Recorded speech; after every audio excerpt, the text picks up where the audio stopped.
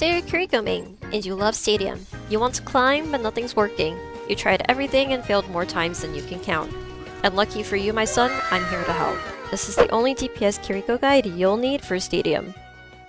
Alright, before we get into the build, I want to break down Kiriko and hopefully shift your perspective a bit from what she may currently feel biased towards. While we all understand her traditional role is support, Stadium does open up the door for her to be played to do lots of damage as well. I found Kiriko has the potential to outdamage and even outsustain the DPS currently in Stadium. She shines the best when carrying out her own missions, playing within the range of her teleport, and healing her team when necessary. I don't think DPS Kiriko means abandoning her role of support, but seeking more opportunities to maintain uptime and keep enemies on their toes. Moving into the builds in a second here, I do encourage you to use the third-person camera, especially for what we want to accomplish here. Reason being, another amazing perk of playing Kiriko is her movement. Wall climbing is vital when you're running circles around the enemy team, and third person opens up your angles. There have been so many instances in which I found myself in tight spots, but because of the camera view, I had an advantage. Alright, starting with powers in order, I have Foxy Fireworks, Spirit Veil, Self-Care, and Leaf on the Wind. Foxy Fireworks is good for big packs of enemies since it does splash damage. Though it may not seem like much, your attacks on their own do a lot of damage regardless, so I like to think of it as I'm like setting up my next kills when enemies try to stack on me to take me out. Spirit Veil is my second choice because it keeps you in the fight longer. I use this when my Suzu is several seconds from cooldown and I need to buy myself more time. So if I'm without an escape, I just ult.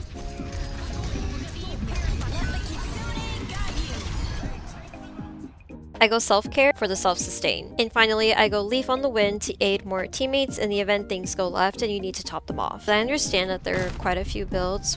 Instead of taking the Spirit Veil for like the second, I see a lot of KUNAI, or I even see a lot of Kiris use Clone. I think that KUNAI is worth sacrificing if you're gonna go reload speed anyways, because on top of just getting the reload speed, after using an ability, you restore 100% of your ammo, so you're getting the reset anyways, versus basically having to like play for those critical hits, which we know you're not gonna hit headshots 100% of the time. And I know that this might break a lot of Kiriko's hearts, but I don't think that Clone is worth taking at all when you have Spirit Veil, because Spirit Veil, there's a lot more outplay potential, gives you more room to be in the fight more. Okay, going back to the builds, this is of course just a blueprint. In theory, this should be your final build. I understand every game is unique and you may not have a certain amount of cash per round, so simply put, your first priority in the first few rounds should always be attack power and attack speed. You want your power spike quickly so you can allow yourself as much room as necessary to carry out those solo missions we were talking about. The faster and quicker you are than your opponent, the better your advantage. I like to cap out around 30% weapon power and 20% attack speed. You never really need any more than this from what I've found. I do believe you should leave yourself space to build into defense because you will absolutely 100% become a target for the enemy team, I promise you. So when I'm actually playing Kiri in game, I'm constantly always looking for off angles. I don't think there's ever a moment in which I am really playing in main fight with my team. I'm always to the side somewhere.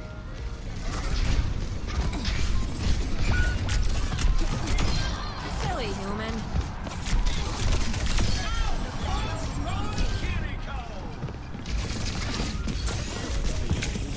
I'm with you. It's literally 1 HP. Now he's not.